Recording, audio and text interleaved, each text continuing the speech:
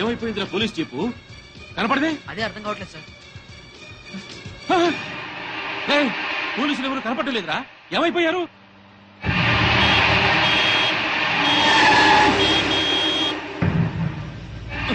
మళ్ళీ వీడవట్రా రోడ్డుకి అడ్డంగా పెట్టాడు.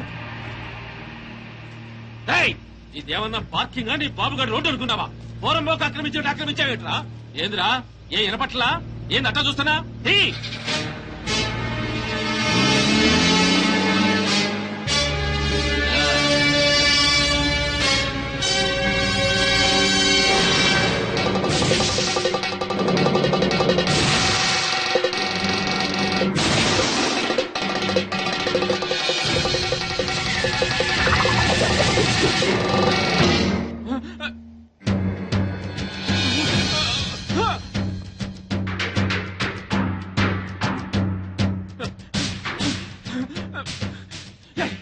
ఎక్కడ తెచ్చారా? నా వెనకాల ఫాలో అవ్వమని చెప్పాను కదా. నీకోసమే వెతుకుతున్నా సార్. ఎక్కడున్నా సార్? నేను ఈ అల్యూమినియం ఫ్యాక్టరీ దగ్గర ఉన్నాను. తొందరగా వచ్చావండి.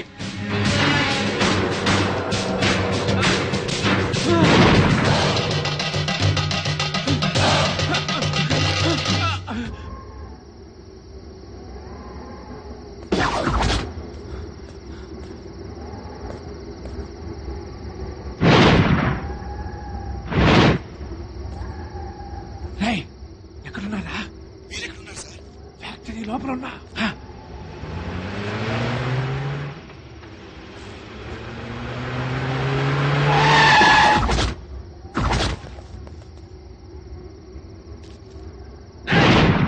స్వామి, నువ్వు మాస్టర్ ప్లాన్ వేసి పోలీసుల్ని మధ్యలో మాయం చేస్తావని తెలిసే నా ఏర్పాట్లలో నేను ఏంద్ర దిష్టి బొమ్మలాగా చూస్తారు.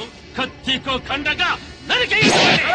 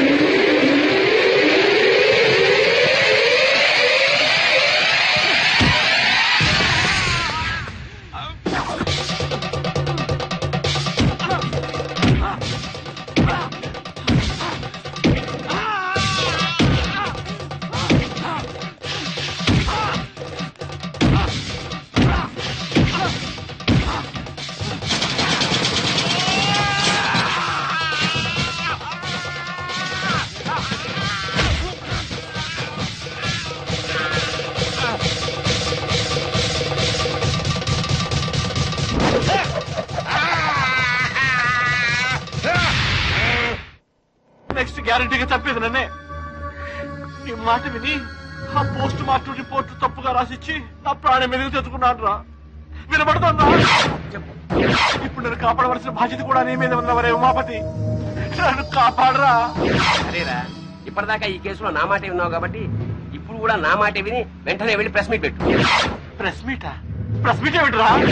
ఎస్, నేనిచ్చిన పోస్ట్ మార్టం రిపోర్ట్ కరెక్ట్ అయింది కాదు, మిస్టేకన్ ఐడెంటిటీ అని చెప్పి చెప్తే మన వాళ్ళని మర్డర్ చేసిన కేసులని ఆ మొగుడు పెళ్లాల మీదకి రావాలంటే చనిపోయింది సీతా గీతలను రుజువు చేస్తే చాలరా, వెంటనే వాళ్ళ లోపల. మిస్టేకెన్ ఐడెంటిటీ మూలంగా పోస్ట్ మార్టం రిపోర్ట్ విషయంలో పెద్ద పొరపాటే జరిగిపోయింది. నర్సాపూర్ ఫారెస్ట్ లో హత్యగాయింపబడింది 35 సంవత్సరాలున్న ఆడవాడు కాదు, 17-18 సంవత్సరాలున్న ఆడపిల్లలు. అయితే చనిపోయింది మెడిసిన్ స్టూడెంట్ సీతాగీతలు అయి ఉంటారా సార్?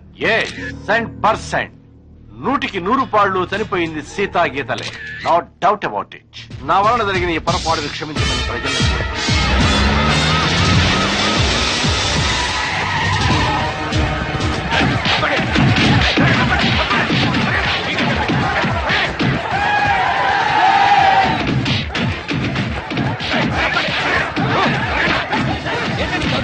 ఎక్కడ స్వామి? తెలీదు. తెలిసినా చెప్పు.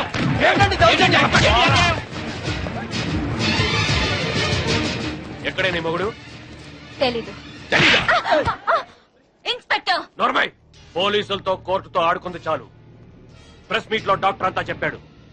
మర్యాదగా స్వామిని అప్పగించారా సరే సరే, లేకపోతే మీ ప్రాణాలు తప్ప అన్ని పోతాయి. బ్రహ్మాండంగా ఉందా నీ ఐడియా? పోలీసులు ఈ పాటికి ఆ స్వామి గారిని అరెస్ట్ చేసి బొక్కలో వేసి ఎరగుమ్ముతుంటారనుకో. మరేంటనుకున్నావు, మనది క్రిమినల్ బ్రెయిన్.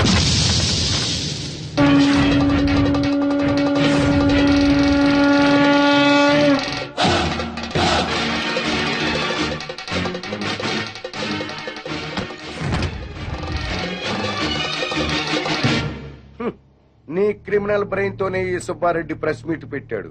వీడికి నీకు సంబంధం లేదు సార్. వాడు డాక్టర్, నేను లాయరు, వీడు జస్ట్ నా క్లయింట్. పైగా వాడి క్యాష్ వేరు, నా క్యాష్ వేరు. ఈ కేసులో నిన్ను లాయర్ గా పెట్టుకుంటాను. అప్పుడు నేను నీ క్లయింట్ నేగా. ఖచ్చితంగా నా క్లయింట్ అయిపోతారు సార్. అప్పుడు నన్ను కోర్టులో నిర్దోషిగా నిరూపించాల్సిన బాధ్యత నీదేగా.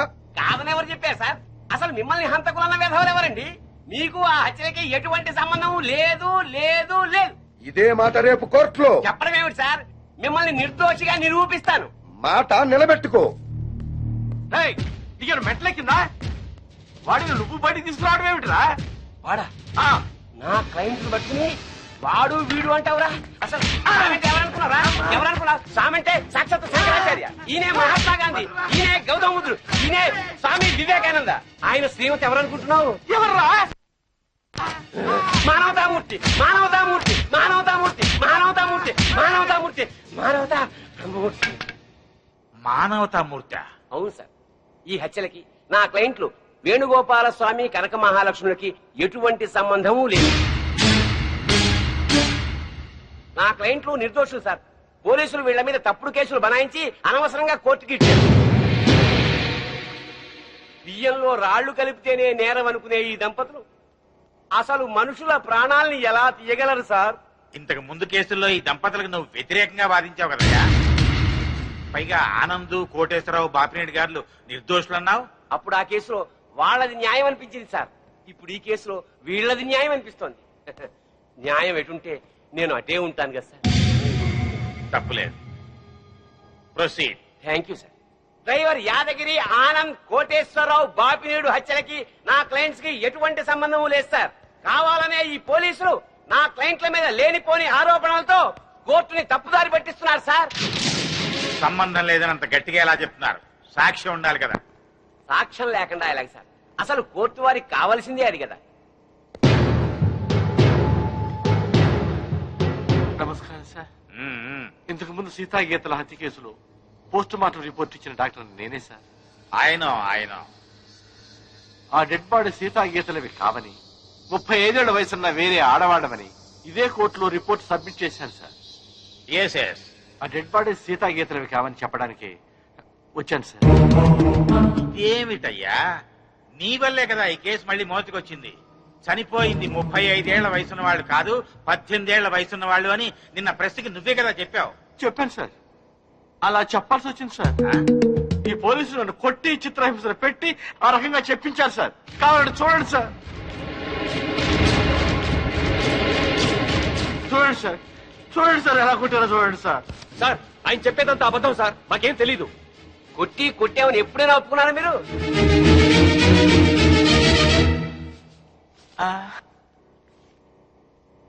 మిమ్మల్ని కొట్టి మీ చేత అబద్ధం చెప్పించాల్సిన అవసరం పోలీసులకి ఏముందండి? చాలా ఉంది సార్. మీరేమో నేరస్తులైన సీతాగీతల్ని పట్టుకోమని పోలీసుల మీద ఒత్తిడి చేస్తున్నారు. వాళ్లేమో అడవిలో వీరప్పని దగ్గర ఉన్నారు.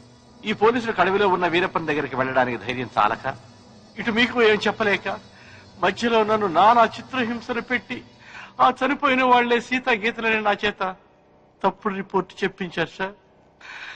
ఐఎమ్ సారీ సార్, క్షమించండి సార్.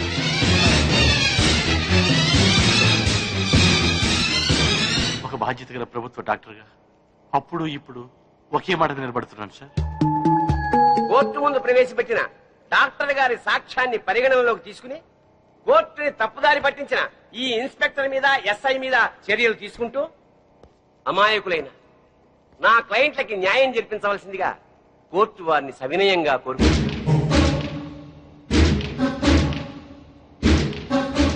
ప్రభుత్వ డాక్టర్ వాంగ్మూలాన్ని, పోస్ట్ మార్టం రిపోర్ట్ ని ఈ కేసులో సాక్ష్యాలుగా పరిగణించి చనిపోయిన వాళ్లు సీతా గీతలు కాదు అని కోర్టు నిర్ధారించడం అయింది.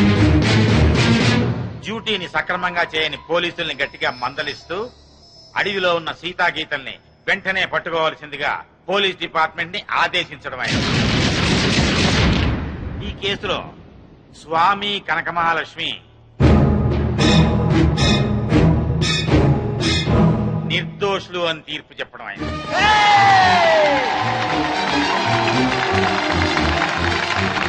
ఆగండి, ఆగండి, ఆగండి.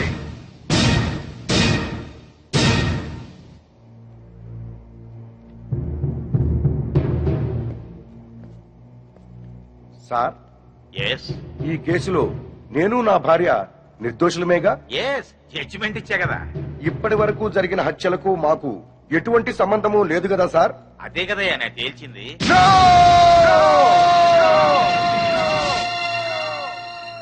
ఆ భగవంతుడి సాక్షిగా, ఈ న్యాయస్థానం సాక్షిగా అసలు నిజం చెప్తున్నాను సార్. ఈ హత్యలన్నీ నేనే చేశాను.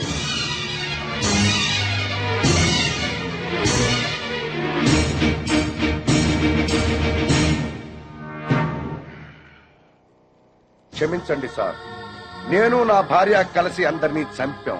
మేము హంతకులం సార్. అయినా సరే లాయర్ గారి చాతుర్యంతో, డాక్టర్ గారి సహకారంతో మేము నిర్దోషులుగా బయటికి వెడుతున్నాం సార్.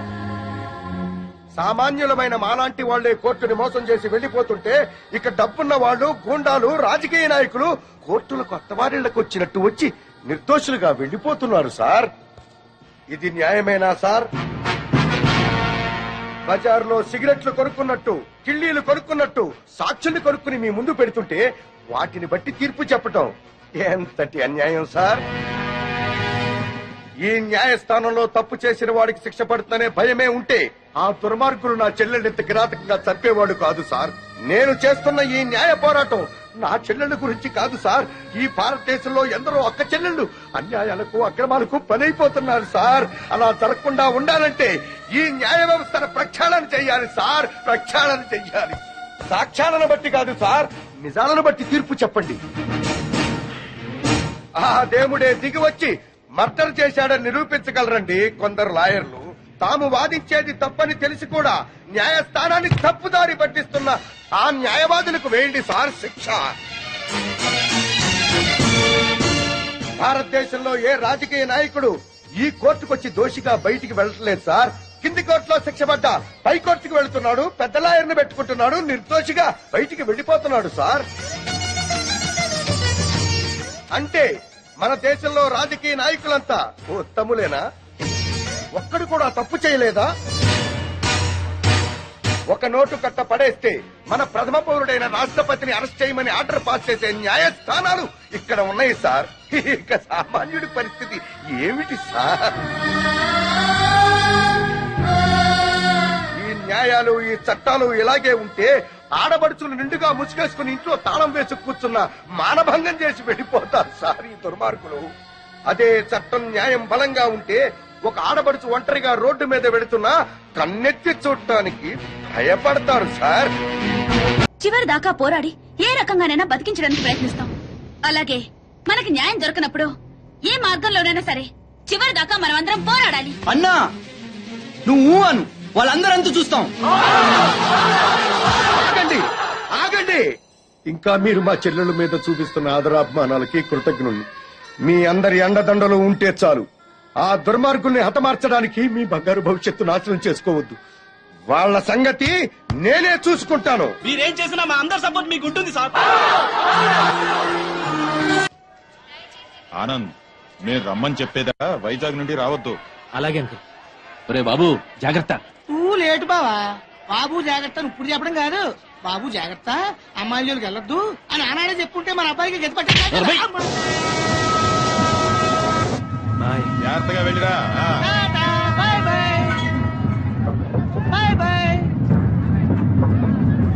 క్లబ్కి వెళ్దాం. అది కాదు బావా. బావా ఏంట్రా? సద్దాం హుస్సేన్ పారిపోయి ఎక్కడో బొక్కలో కాకున్నాడు. అయినా అమెరికా వాడు పట్టేశారు. ఈ కొడుకు బతుకు అంతే ఆ స్వామి చేతిలో. నోరు తెలిస్తే కదా పీకుతున్నావు, ఇప్పుడేం పీక్కుంటా. పిలిచి మాట్లాడవేంట్రా పిచ్చి వెధవా. హలో, స్టేషన్ మాస్టర్ అండి? ఎస్. 3వ ప్లాట్ఫామ్ మీద నుంచి బయలుదేరిన విశాఖ ఎక్స్ప్రెస్ లో నక్సల్స్ బాంబు పెట్టారు సార్. వాట్? అవును sir. Hello Maulali, hello Moula Ali.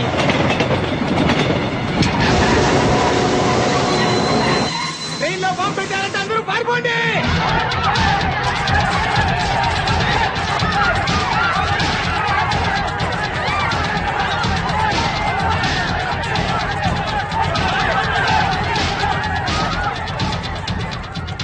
బాబు ఏమైంది? ట్రైన్ లో బాంబు పెట్టారేంటండి? బాంబా?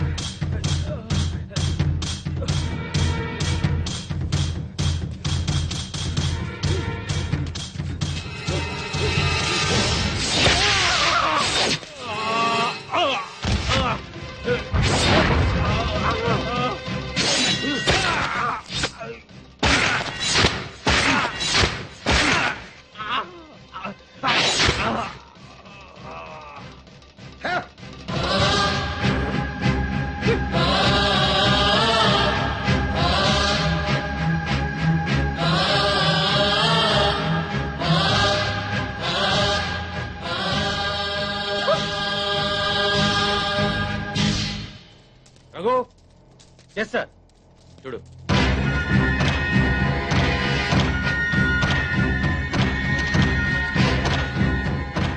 సార్ ఆనంద్ చచ్చిపోయాడు సార్. ఏమిటి సార్ అలా చూస్తున్నారు? మర్డర్ అయిపోయాడు సార్, మర్డరు. Arrest them. ఈ హత్య చేసింది మీరేనా? మాకంత అయోమయంగా ఉంది సార్. ఇక్కడ ఎవరేం మాట్లాడుతున్నారో మాకు అర్థం కావట్లేదు. మా అంతటా మేము పోలీస్ స్టేషన్ కి వెళ్లి చూసింది చూసినట్టు సాక్ష్యం చెప్పడానికి కోర్టుకు వస్తే సాక్ష్యమా? దేని గురించి సార్? ఆనంద్ హత్య గురించి సార్.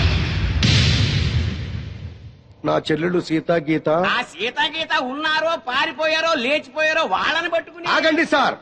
ఆనంద్ని మా చెల్లెళ్ళు చంపటం మా కళ్ళారా మేమిద్దరం చూశాం సార్.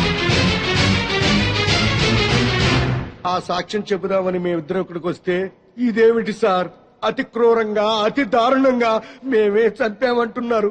మీరే న్యాయం చెప్పండి సారు. అబద్ధం సార్. సీతాగీతలు చంపడం ఏమిటి? వాళ్ళు చంపే ఛాన్సే లేదు. ఎందుకు లేదు అంటే మా చెల్లెళ్ళు సీత గీత బ్రతికి లేరా? బతుకున్నారో బజార్న పడ్డారో నాకేం తెలుసు? తెలియకపోతే నోరు మూసుకోండి. Objection sir. ఒక సిన్సియర్ లాయర్ ని పెట్టుకుని కోర్టులో నోరు మూసుకోమన్నా నేరం. మిస్టర్, అయ్యా మీరు గౌరవంగా మాట్లాడండి. హాయ్, మేం పల్లెటూరులో అండి. కోర్టులో ఎలా మాట్లాడాలో తెలియక కాస్త నోరు జారామండి. It's all right. అయ్యా లాయర్ గారు, ఇది కోర్టు కాబట్టి బ్రతికిపోయావు. ఇదే బయట అయితే నరికి పారేసేవాడిని. అయ్యా జడ్జి గారు, లాయర్ గారికి సారీ చెప్పానండి. చెప్పాడు సార్. Okay okay. మీరు చూసినంత చెప్పండి. మా చెల్లెళ్ళిద్దరూ రైల్వే స్టేషన్ లో రైలు ఎక్కడం చూసామండి. ఆదరాబాదరాగా మేమిద్దరం వెళ్లి రైలు ఎక్కామండి. ఊరు బయటకు వెళ్ళిన తర్వాత రైలు ఆపి ఆ అబ్బాయిని అతి దారుణంగా చంపారండి. చంపేసి పారిపోతుంటే జరిగిందేదో జరిగిపోయింది, తిరిగి రమ్మని చెప్పావు సార్. మేం రావు, చంపాల్సిన వాళ్ళందరి చంపేసి గాని మీ దగ్గరికి రావు అని చెప్పి వెళ్లిపోయారండి. ఎక్కడికి వెళ్తున్నారమ్మా అని మా ఆవిడ అడిగితే మా అన్న దగ్గరికి అని చెప్పారండి. అన్నా అన్న ఈ మాట విన్నారు కదా. Note this point sir. Lawyer గారు, అన్నంటే ఈ అన్న కాదండి. మరి ఏ అన్న సార్? అడవిలో అన్న. ఆ అన్న దగ్గరే ఉంటాం. అక్కడికైతే ఎవరూ రారు. ఆ అన్నే మాకు అండ, ఆ అన్నే మాకు కొండ అని అన్నారండి. ఎవరు బాబు ఆ కొండ? అదేనండి, మీలా పొడుగ్గా నల్లగా పరమ నీచంగా ఉంటాడండి. నల్లగా పొడుగ్గా నీచంగానా? ఎవరా పెద్ద మనిషి? వాడు పెద్ద మనిషి కాదండి, పెద్ద ఎదవ. వీరప్పను, మీసాల వీరప్పను. ఎలాగైనా మా అమ్మాయిల్ని పట్టుకోమని చెప్పండి సార్. మా చెల్లెలను పట్టుకుంటే వీరప్పని దొరుకుతాడు, వీరప్పని పట్టుకున్నా మా చెల్లెలు దొరుకుతారు. ఒక్క దెబ్బకి ముగ్గురు దొరుకుతారయ్యా. 3 రాష్ట్రాల సమస్య కూడా తీరిపోతుందయ్యా. మళ్ళీ ఇలాంటివన్నీ జరగకుండా ఉంటాయండి. వెంటనే అడవికి వెళ్ళి పట్టుకోమనండి సార్. కొద్దిగా మన ఇన్స్పెక్టర్ గారిని పోలీసుల్ని అడవికి పంపితే పని అయిపోతుందయ్యా. ఎవరి పని? మీ అందరి పని. ఈ కేసులో మేమే ప్రత్యక్ష సాక్షులం, నిందితురాళ్ల ఆచూకీ కూడా చెప్తాం అని చెప్తున్నా ఈ స్వామి కనకమహాలక్ష్మి దంపతుల మాటల్ని పరిగణనలోకి తీసుకుని ఈ హత్యలో సీతా గీతలు చేశారనే అనుమానంతో పోలీస్ డిపార్ట్మెంట్ ని సత్యమంగళం అడవుల్లోకి వెళ్లి సీతా గీతలతో పాటు వీలైతే వీరప్పన్ని కూడా పట్టుకోవాల్సిందిగా ఆదేశాలు జారీ చేయటమైంది.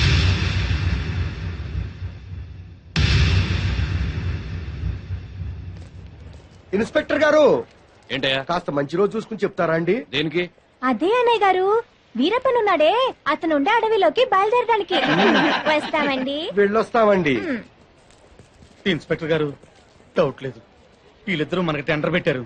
ఈ రప్పన గాడికి మనం దొరికిపోయినట్టే. షడప్. బస్సు దిగొచ్చారు కదా అనుకున్నాను. నల్లకోటనే దడదడలాడిస్తున్నారు. ఇంకా లేట్ చేస్తే మిమ్మల్ని కూడా మందులో చిప్స్ లాగా నంచుకు తినేస్తాడు. రాంగ్ టైములో కుళ్ళు చోకులే. మాకు ఏ టైములో ఏం చెయ్యాలో మాకు తెలుసు.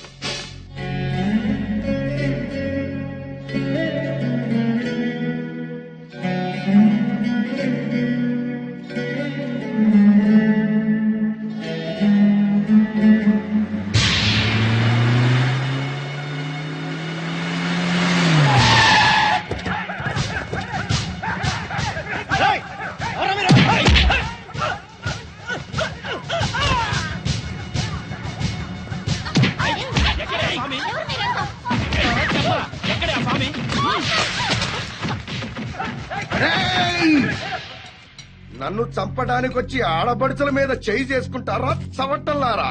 మీలో మీలో కలేజా ఎవరికున్నా సరే నన్నట్టుకోండిరా.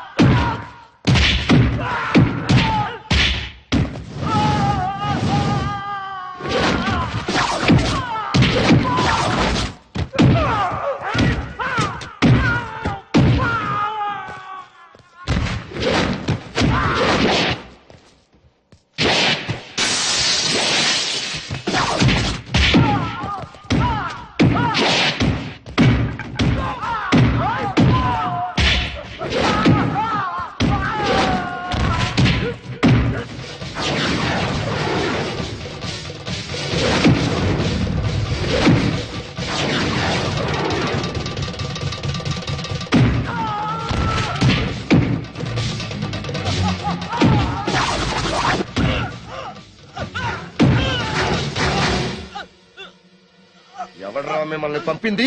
బాపినీడు. బాపినీడు స్పీకింగ్. ఇక నువ్వు స్పీకటానికి ఉండవురా.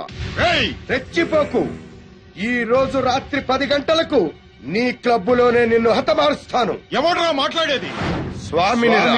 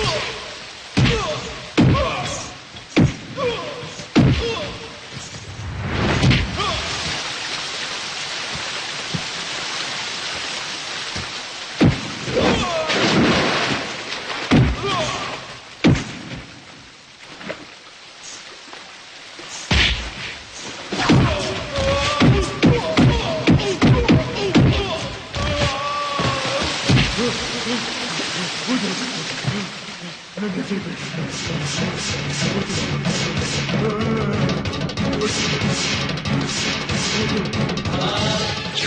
చంపొద్దండి. మా ఊరికి వెళ్ళిపోతాం, మా అన్నయ్య దగ్గరికి వెళ్ళిపోతాం.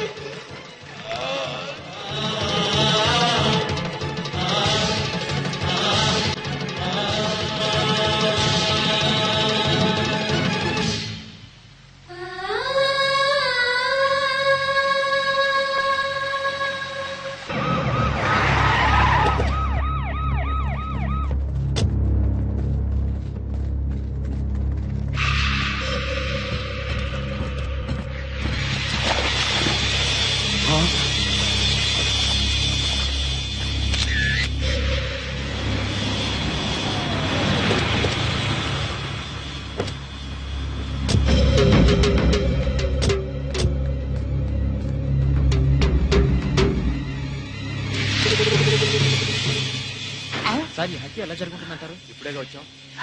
కోటేశ్వరరావు గారు మీరేం కంగారు పడకండి, మనం పోలీస్ సెక్యూరిటీ పెట్టించుకుందాం. పోలీసులు ముఖ్యమంత్రిని కాపాడడానికి నానా పాటలు పడతా ఉంటే ఇంక మిమ్మల్ని ఏం కాపాడతారండి? కరెక్ట్ గా చెప్పావురా బామ్మర్ది. నా థింకింగ్ ఎప్పుడు కరెక్ట్ గానే ఉంటుంది బావా. అందుకే ఓ 25-30 లక్షల రూపాయలు నా పేరు పెట్టేవనుకో, ఓ చిన్న ఇల్లు కొనుక్కుని చచ్చిపోయిన వాడు పెద్ద తిన్నాడు స్టీల్ గ్లాస్ మీద పేరు రాయించుకున్నట్టు నా ఇల్లు మా బావ ధర్మం అని నీ పేరు రాయించుకుంటాను బావా. ఏమయ్యా, మంచి చెడు లేకుండా నోటికి ఏదొస్తుంది ఒకేయటమేనా? ఆడెప్పుడు జరిగేదే చెప్తాడు. మీకేమన్నా పిచ్చెక్కిందా? బాలవాక్కు బ్రహ్మవాక్కు అని బామ్మది వాక్కు బ్రహ్మవాక్కు ఏమిటండి? ఏయ్ బామ్మర్ది, ఆ స్వామి వాడి పెళ్ళాం పోతే ₹1,00,00,000 రాయించు, నేను పోతే ఆస్తి మొత్తం రాయించుకోవాలి. అయినా నీకేం కాదులే బావా, 100 ఏళ్ళు బతుకుతావు. బావమరిది అంటే బ్రతకూరేవాడు అర్థం. బతకగోరేవాడు అయితే ఆస్తి ఎందుకు రాయమంటావు? నేను బతకూరినంత మాత్రం మా బావ బతుకుతాడు. ఆ స్వామి బతకనివారు కదా. అనుమానం లేదు రఘు, ఈ మర్డర్ కూడా ఆ స్వామి చేసి ఉంటాడు. ఇన్ని మట్టలు చేస్తున్నా కూడా మన డిపార్ట్మెంట్ చిన్న క్లూ కూడా దొరకకుండా చేస్తున్నాడు. అది కదా హైలైట్. సార్లు ఏంటా అర్ధరాత్రి పూట? ఏం లేదండి, స్టేట్ క్లబ్ ఓనర్ బాపిరెడ్డి గారిని చంపిన వాళ్ళని నేను ప్రత్యక్షంగా చూశానండి. ఎవరు? నా చెల్లెళ్ళు సీత గీత సార్. అలానా? ఆ. ఎలా చంపారు సార్ తమరు చెల్లెళ్ళు? రోట్లో కందిపప్పుని రోకలితో దంచినట్టు దంచి నీళ్ళల్లో ముంచి చంపేశారు సార్. అబ్బా, మీ చెల్లెళ్ళకి సపోర్ట్ గా ఆ వీరప్పన్ కూడా వచ్చాడా సార్? వీరప్పన్ రాబట్టే కదా సార్ మా చెల్లెలను పట్టుకోలేకపోయాను. అవునా? తుపాకీతో భయపెట్టాడా సార్? లేదండి, ఏనుగు దంతంతో పొడుస్తానికి వచ్చాడు సార్. ఏంట్రా నువ్వు పోలీసులతో ఆడుకుంటావురా? జడ్జి గారు, జడ్జి గారు, ఈ సమాజంలో న్యాయం జరగదా?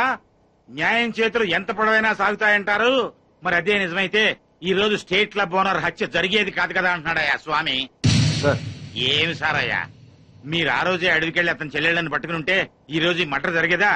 జరిగేది కాదు సార్. అంటే స్వామి చెప్పినట్టు మీరు డ్యూటీ చేయకుండా తప్పతాగి పడుకుంటున్నారు అన్నది నిజం అన్నమాట. Sorry sir. I don't want your explanations. మీరు ఈ రోజే సత్యమంగళం అడవులకు బయలుదేరి వెంటనే సీతా గీతల్ని పట్టుకోండి, వీలైతే వీరప్పని కూడా. ఓకే సార్, ఈ రోజే బయలుదేరుతాం సార్. ఓకే. నీ ప్లాన్ నాకు తెలుసు స్వామి. నువ్వు జడ్జి గారికి ఫోన్ చేసి మమ్మల్ని అడవికి పంపించి నువ్వు కోటేశ్వరకు చెక్ పెట్టాలనే కదా? సార్, బిగ్ బాస్ గారు వచ్చేస్తున్నాడు.